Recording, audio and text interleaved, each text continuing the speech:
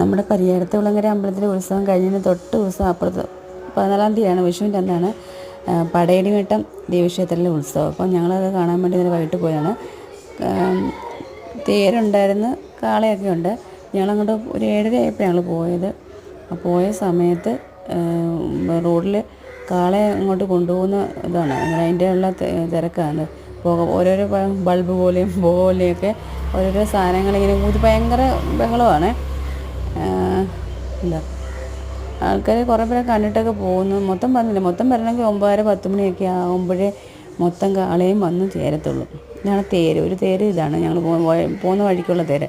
പിന്നെ ഒരു കാളയുണ്ടായിരുന്നു. അതിൻ്റെയൊക്കെ മുമ്പിലോട്ട് ഇതൊക്കെ പതിയെ വരത്തുള്ളൂ അമ്പലത്തിലോട്ടേ. ഇത് താമസം വിളിക്കുന്നു. ഭയങ്കര കൊട്ടും ബഹളവും തിരക്കും ഒക്കെ ഭയങ്കരമാണ്. അപ്പോൾ ഇത് വലിച്ച് ഇത് ഒരു ഇടത്തരം കാളയാട്ടോ. വലിയ കാളയുണ്ട്. ഇതാണ് ഏറ്റവും വലിയ കാള, ഇവിടുത്തെ പടയണിമേട്ടത്തെ ഏറ്റവും വലിയ കാള അതാണ്.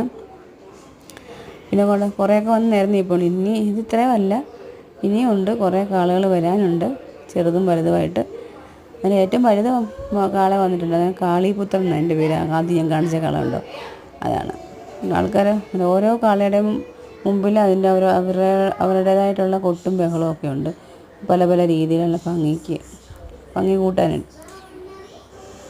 അവിടെ അമ്പലത്തിലെ ഡെക്കറേഷൻസൊക്കെയാണ്. പിന്നെ എന്താ വീഡിയോ പിടിച്ചുകൊണ്ടിരിക്കുക, ട്രോളിൽ ഒത്തിരി ട്രോളുണ്ടായിരുന്നു. ഞാൻ വീഡിയോ പിടിച്ചുകൊണ്ടിരിക്കുകയാണ്.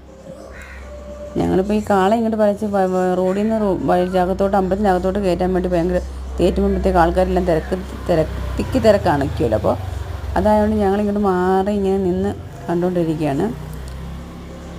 അതിനിടയ്ക്ക് ഒരു പുലിയുടെ പുലിയുടെ ഒരു ഇത് വരുന്നുണ്ട്. അത് ആൾക്കാർ നടന്നു വരുന്നു. അതിൻ്റെ അകത്തൂടെ ആൾക്കാരുണ്ട്, അതിൻ്റെ അടിയിൽ കേട്ടോ. നല്ല വെട്ടമൊക്കെ ആയിട്ട് നല്ല ഭംഗിയുണ്ട് കാണാനായിട്ടത്. അത് അവിടെ പോയി നിൽക്കുന്നുണ്ട്.